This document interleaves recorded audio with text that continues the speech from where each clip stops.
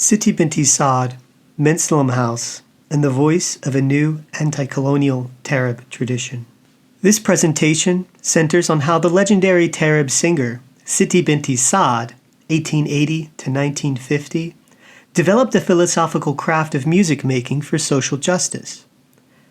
I argue herein that Saad's work produced anti-positivist spaces. Her lyrics reconfigured power relations underpinned by dominant Eurocentric narratives.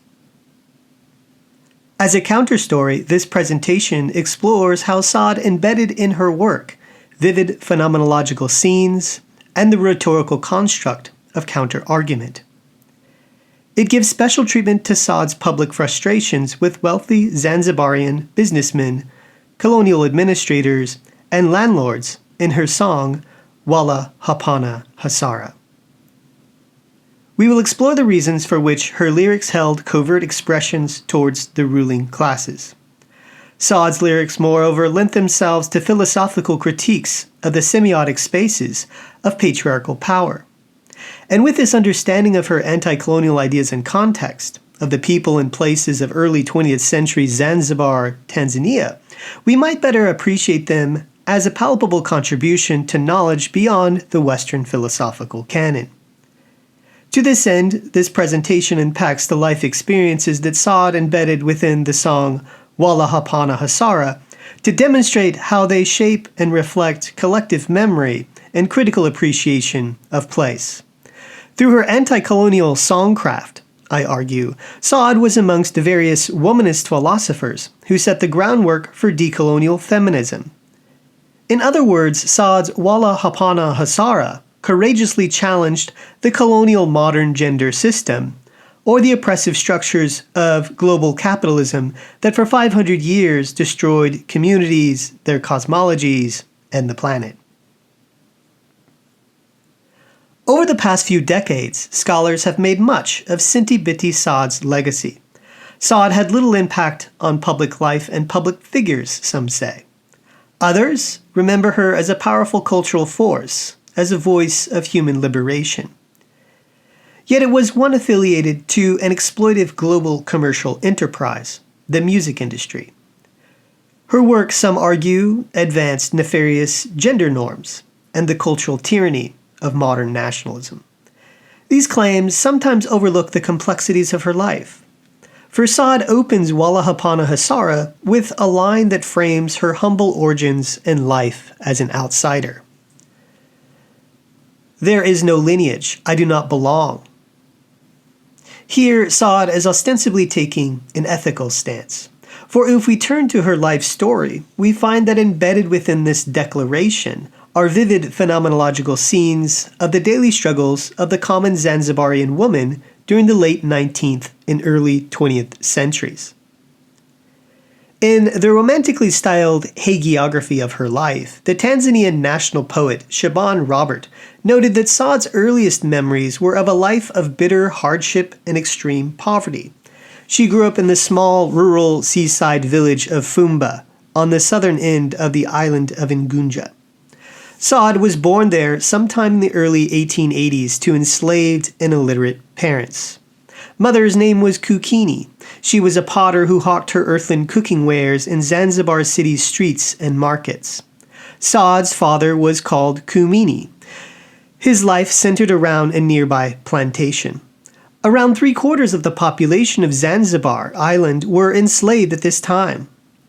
While women like Kukini toiled as a domestic servant, Kumini labored on clove and later coconut plantations, the shamba. These cash crops began to appear alongside the establishment of the Omani Zanzibar Sultanate from 1810 to 1840. During this period, the British East India Company pressured Omani Sultan Said 1806 to 56 to exert control over the Zanzibar archipelago.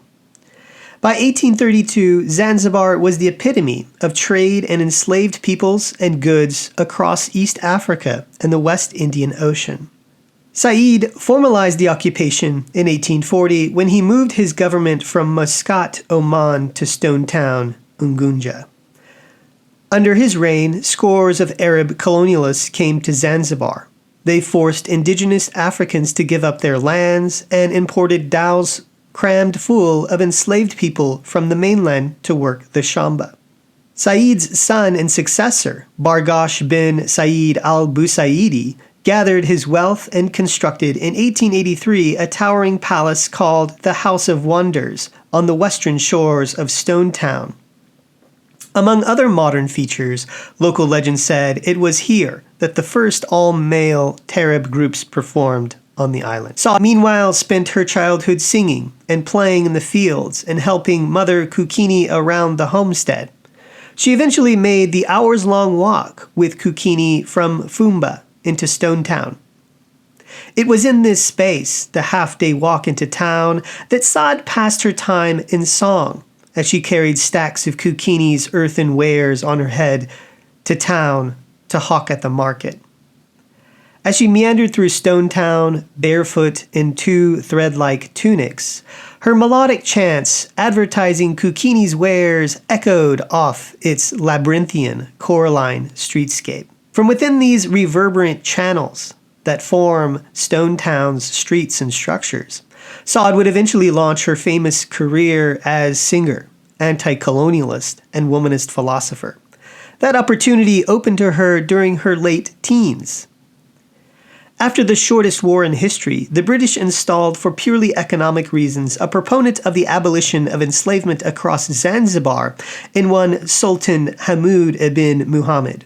In 1897, the Sultan signed an abolition decree that emancipated enslaved peoples across Zanzibar, albeit only if they could prove they were self-supporting with a place to live. Thus, it would take several decades for thousands of people to step beyond their state of social dependency to stake their claim to humanity. The first line of Wala Hapana Hasara on Saad's local humble origins speaks to this settler colonial context. What follows is a more poetic line, stating, "The word is like a blow, burns in the chest." Perhaps this line is meant to convey that Saad's early childhood experiences rendered her painfully aware of her status as subject to the colonial modern gender system. Although known today by her forename Siti, Saad was actually known as Mtumwa, or slave, for the first 3 decades of her life.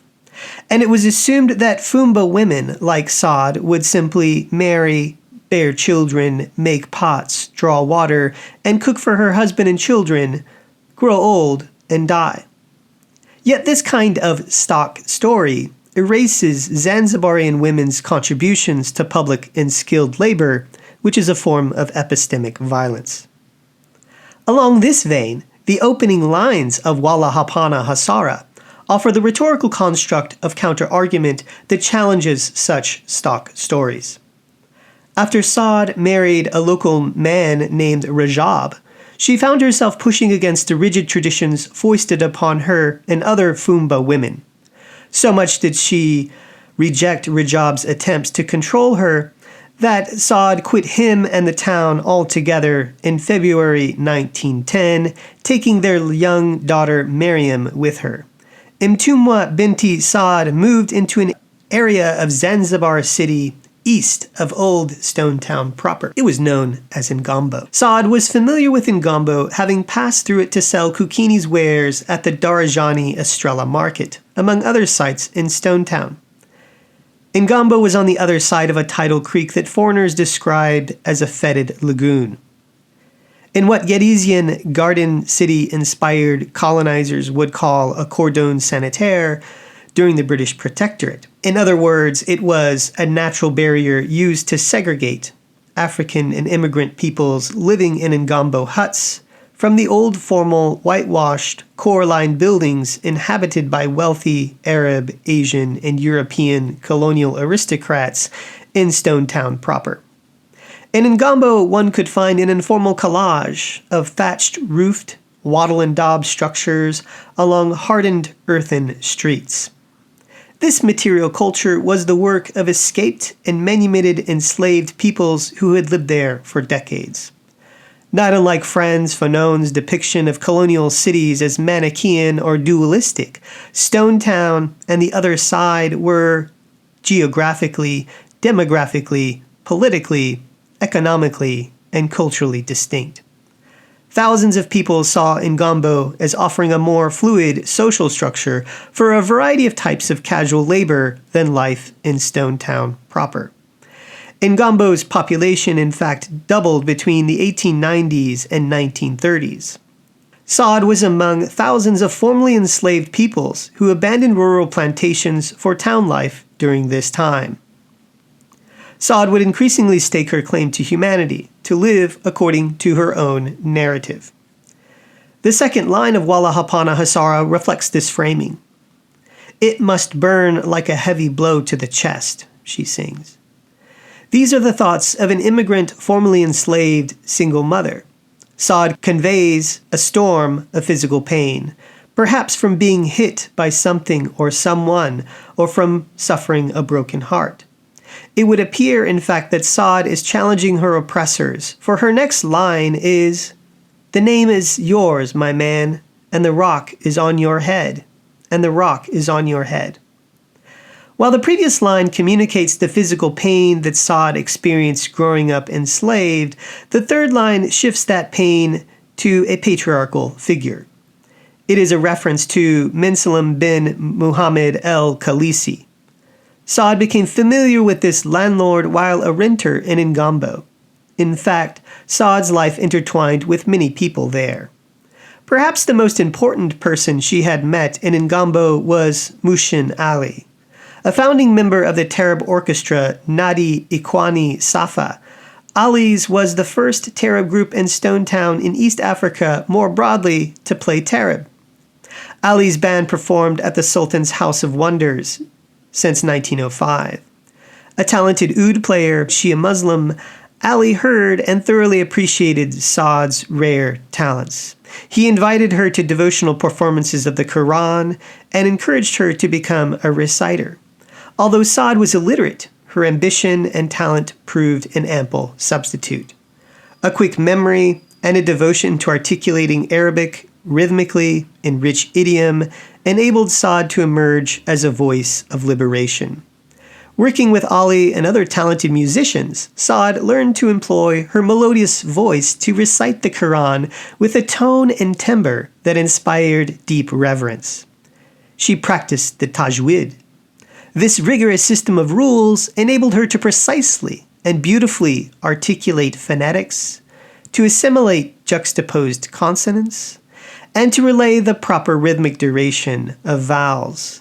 Tajwid may have even regulated Saad's improvisational and repeated emphasis on certain words and phrases for dynamic tension in Wala Hapana Hasara.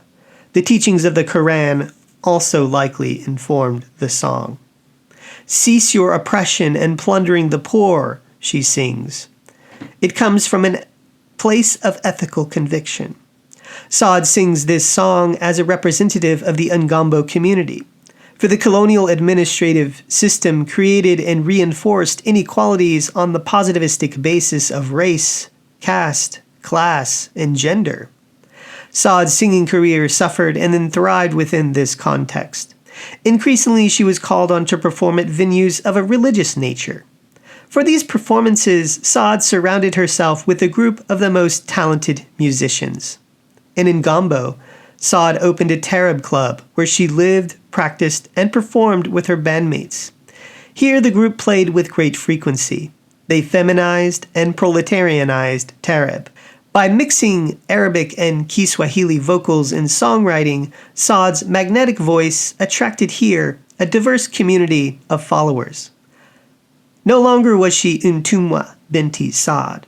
For some 3.5 decades of performances, she took on the persona Siti Binti Saad, Siti being the Arabic word for lady. While word of her past spread, community critics and elitists mocked her taarab dreams. Yet during the monsoon seasons, dhows plied across the waters from Kuwait, Iraq, Oman, and Yemen to Stone Town, and Saad was fully booked to entertain them all. No longer, then, was taarab music strictly made by men for aloof elites. Saad carried taarab from exclusive palaces to the docks, streets, and clubs, but by the early 1930s she had earned enough wealth to live a grand, ostentatious life. Yet her lyrics would continue to offer a philosophical voice of everyday resistance for working-class East African coastal womanists. There was something joyful about this newfound communal resistance gathering around together, collectivizing outside the dominant structures of society. As taarab groups formed across the island, women controlled all aspects of this genre during the period. They coordinated uniforms and organized picnics and feasts, where they joined in rich discussion that lent itself to the craft of song. In this manner, Saad engaged in intense local taarab rivalries in which opposing groups would diss each other, as well as their social and political oppressors. Saad's taarab club was an enclave of a particular kind of demographic, one similar to herself, African womanists from Ngambo who were young, gifted, collectivist, and black. Moreover, they were chiefly single, divorced, and/or widowed women. They were free from the demands of the stereotypical Zanzibari man. Song and discussion, music and lyrics grew organically each night over time at Saad's taarab performances. Her songs were communal, oral stories, living documents. They addressed the joys of motherhood, love, and relationships, and at times the sorrows of living within a colonial, patriarchal, misogynist, racist, Eurocentric, and positivist society. We accordingly find in her songs some covert expressions towards the ruling classes. We see critiques of the semiotic spaces of power, such as the British colonial courts that upheld laws in favor of local elites. Walla Hapana Hasara is one such song, for the next lines speak to these themes. She sings, "Especially those fools who do not speak, the fools among fools. Their pen is always ink on their fingers. It is ink." Saad and others of the Ngambo African community felt excluded. It was as if colonial elites kept them ignorant and politically obstructed. The reference to fools and fingers in Walla Hapana Hasara relays how during the 1920s and 1930s, illiteracy amongst the Ngambo peoples enabled colonial administrators and Asian and Arab property owners to defraud the community. For it was the non-illiterate who used their thumbprints if obliged to certify a legal document with ink, which they could neither interpret nor negotiate. Along these lines, tension in Ngambo peaked during the 1928-9 ground rent strike. Here, locals who lived in Zanzibar city's other side organized a boycott of payments to their landlords. This event intersected with Mselem bin Muhammad el-Khalisi, who is the man with a rock on his head in Walla Hapana Hasara. A wealthy civil servant, he was the Secretary General of the government of Ngunja during the reign of Khalifa bin Harub of Zanzibar, holding great influence over the land and administration of things across the whole of Ngunja, barring Old Stone Town proper. Mselem was widely despised for exploiting the poor. With his power, he bribed locals. With taxpayer money, he funded lavish parties. And he built an imposing multi-story house in Ngambo. It served as his reconnaissance outlook tower while he worked as a government informant during the rent strike. To this end, Walla Hapana Hasara offers a voice pointed directly at investigating disreputable clerks like Mselem. Saad sings, "Is it not wrong stealing from the government? Their ledgers lie open with each and every signature. Something from years ago can always be investigated. Can always be investigated," she sings. If this song was like many others, a living document that evolved at Saad's taarab club, then this verse emerged sometime after Mselem was a known predator and informant. Wala hapana hasara may have been at some point a popular call for an official investigation into Mselem sometime during Ngambo's 1928 rent strike. During the monsoon season that spring, Saad and her bandmates voyaged across the Arabian Sea to Mumbai, Bombay, for their first recording sessions. Executives from the global record label His Master's Voice had discovered them. The local anthem Wala Hapana Hasara was too unsavory to ever record, it seems. The lyrics to the song, published in the 1960s, include a fourth verse that warns clerks about the government's investigation into Mselem, which occurred sometime after the rent strike. Saad sings, "My friends, do not be fooled. Hold fast. Take this warning and keep it close to your hearts. You clerks should be satisfied with your due, you clerks. With your due, you clerks." Mselem was convicted and imprisoned for embezzling money from government accounts. Many people in Ngambo saw this as vindication by God for the wrongs which he had committed against them. Mselem was sentenced to hard labor in the local rock quarry.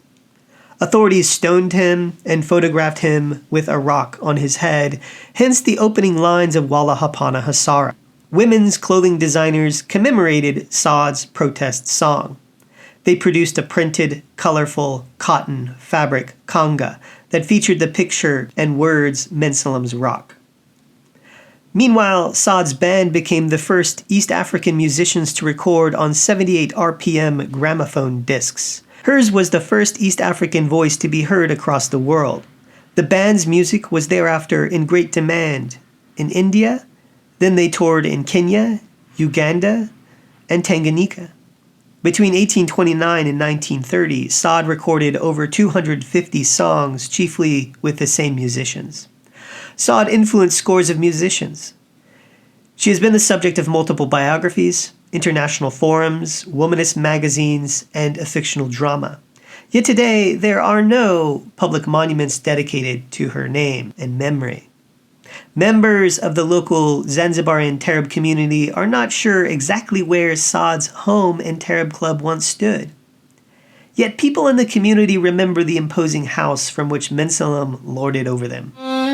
Despite her misgivings, Saad co-created songs about the confrontation of virtue versus fortune and corruption. This is an enduring contest in all communities to this day, and Wala Hapana Hasara is a clear place, I think, in which she applied her philosophical, cultural capital to critique the colonial modern gender system.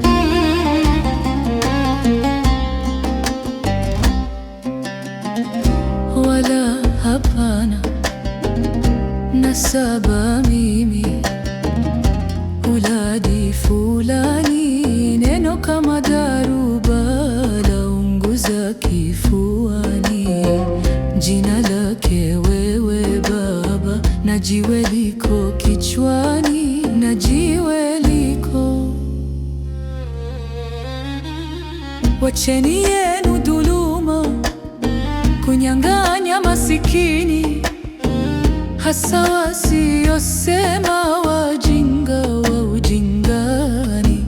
Kalamu yao daima ni wino wa kidoleni, ni wino.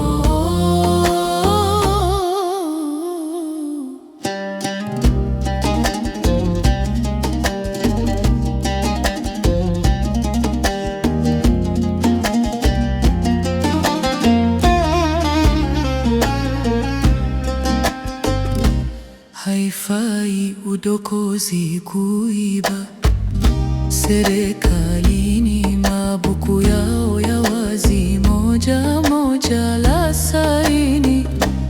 Neno la mwaka juzi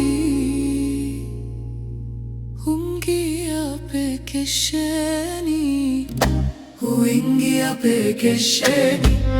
Jamaa msihadaike, hayo yangu yashike.